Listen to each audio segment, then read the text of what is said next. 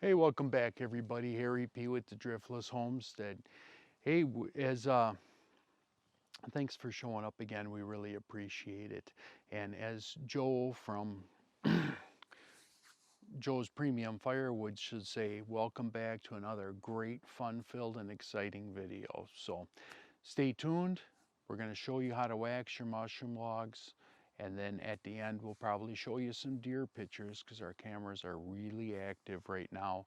And you get to see the bucks in velvet, and you also get to see the fawns with spots on them. So here we go. Time to wax the logs. And this has little to nothing to do with Mr. Miyagi with the wax on, wax off.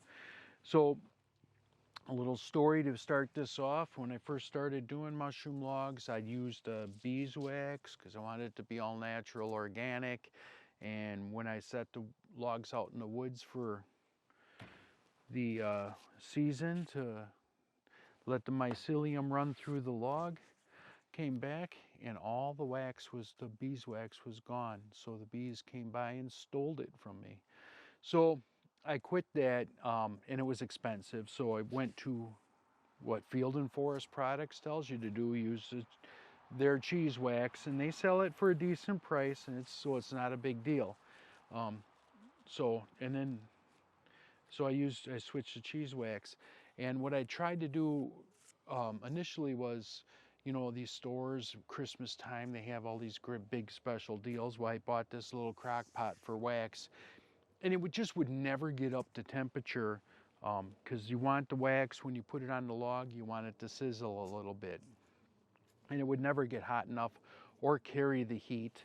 I was also using chip brushes at the time, and I splashed wax all over the place, you know, and you can use chip brushes because they're a nice cheap option just to see if this is something that you'd like to do or as a regular basis to get involved with. So now I graduated to this Okuda waxer, which again I bought from Field and Forest Products. So the waxer is on a stick. It has this metal tube which is heavy. It holds wax, and then there's a little foam thing at the bottom, and you just run along and touch the logs and wax them. They give you, like, I don't know how many it is, it's a lot of replacement foam stoppers for it. So because you have that mass on the end there, it's really nice to carry the heat out to the log and do it. So I like my wax to be between 325 and 350. I graduated to a oil fryer, a deep fryer, and it does a lot better at getting to that temperature and holding that temperature. Bought it at a rummage sale for like $3, so it was even a better deal than mini crock pot for whatever it was, 5, 7, or 8, you know. So it's a pretty good deal. And check it out. So everywhere I put in a plug, I'm going to wax that spot, and then I'm back to waxing the ends of the logs to help it maintain its moisture. So you're going to see me do that as well. With these ironwood logs, this one might be a little bit big, but normally I just grab it and dip it into the wax. So here we go. And we'll show you how quick this waxer works. The waxer seemed like it was expensive. It was over $100, but I use a lot less wax with it. It's a lot faster than a chip brush. So it just depends on what your appetite is and what you're trying to do with your shiitake logs. My end goal is to set up a mushroom business. I'm going to be selling logs, and I'm going to be selling mushrooms at farmers markets. And then when I get enough logs in production, I'm going to sell sun-dried shiitakes. And then I will probably hit the restaurant circuit with them as well. So that's my plans. The only thing holding me back, well, one I've solved, is getting up into the woods in the driftless region because the hills are very steep. and you can't get all the way up into the woods because the snow drops down in the valleys and you got to go through the valleys to get to the top. So I bought the RTV. I'm purchasing tracks for it, so I'll be able to get up into the woods all winter and cut not only shiitakes for mushrooms, but also cut firewood. So that ends up being a seasonal project that, because of oak wilt, that I will have my workaround with the RTV. So I should have many more mushrooms. And then the other thing holding me back is I don't have a nice heated building, because you could get them by using the sawdust spawn. If you have a heated building, the sawdust spawn has a faster mycelium run through the logs because there's more surface area in the sawdust to have more spawn. You could always increase the number of plugs you put in a log too. You could go heavy in 70 or 80. It's not really going to break the bank. And then you heat the garage to maybe 50, 60 degrees all winter long, and that log should be good to go by the time summer comes. Some people are having a lot of success for that. And then if you look on Field and Forest Products, they've actually picked out some special shiitakes that run, the mycelium run faster, if that's what you want to do. My plan is just to do that with the logs, but then give them the time.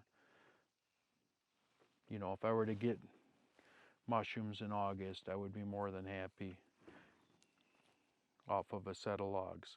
Because once I get to where I'm doing this indoors, I'm probably going to do like at least 1,000 logs a year. I don't see why I couldn't actually do more than that. And you can see how fast the waxing goes on these. It's pretty fast.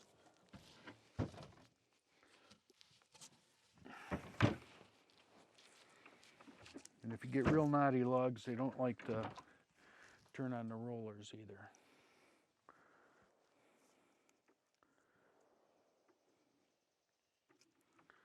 I don't know if you can hear that, but my neighbors are going kind of crazy shooting guns.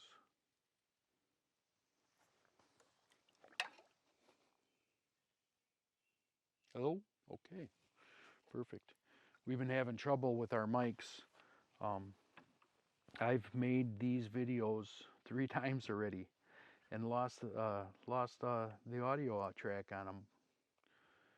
I think I got it solved for this camera, not for the GoPro yet, and I don't know what's going on with that.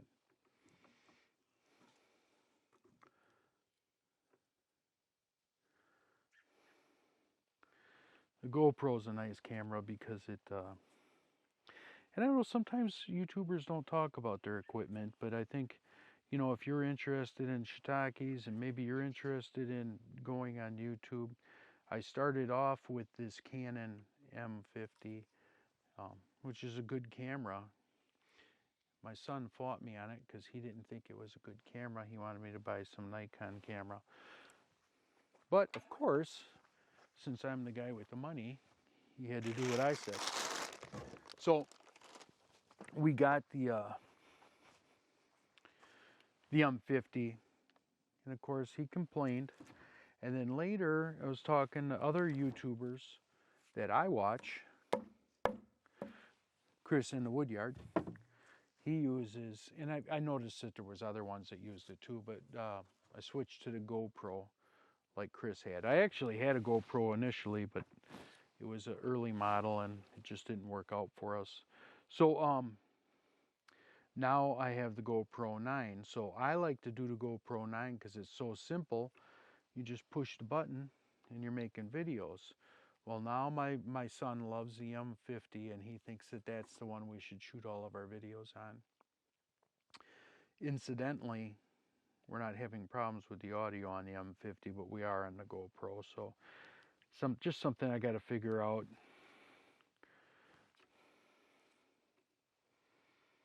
Got to be able to hear you though.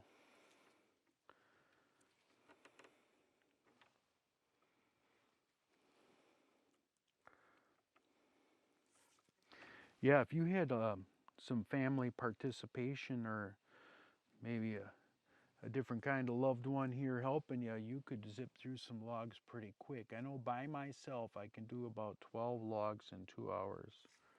Complete. Drilling, pounding in the plugs, doing the waxing. So I am done with the plugs. So now, like I told you, from now on I'm going to dip in the logs to do the ends. So here I'm going to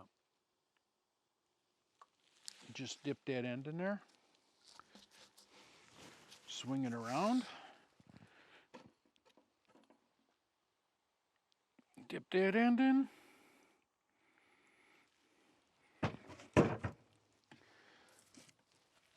This one's a little bigger. Get past my thermometer there. Dip that one in. Wow. Beautiful.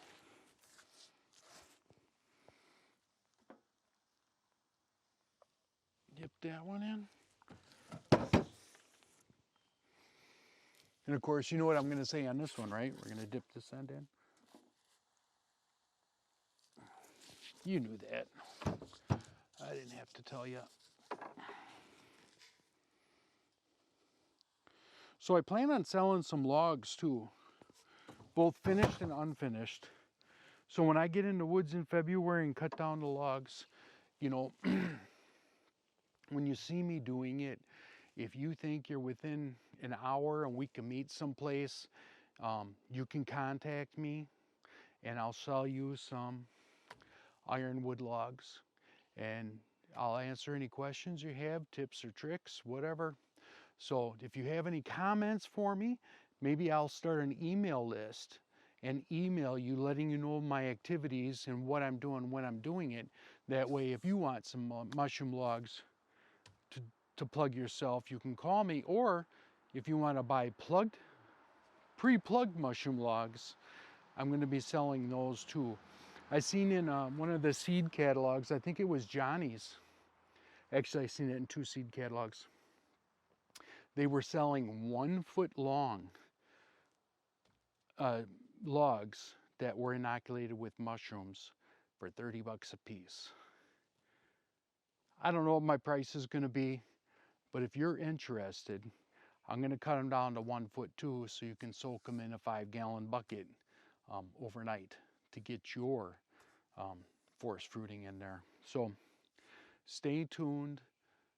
Like to see you on the next video, because we're going to show you the fruiting process, and we'll show you where we're at with that, a week later, how big the mushrooms are, if they're ready to pick, if they're not ready to pick. So do me a favor, hit that like button, hit subscribe, share with your friends, and of course, get out in the woods and do something. Have a great day.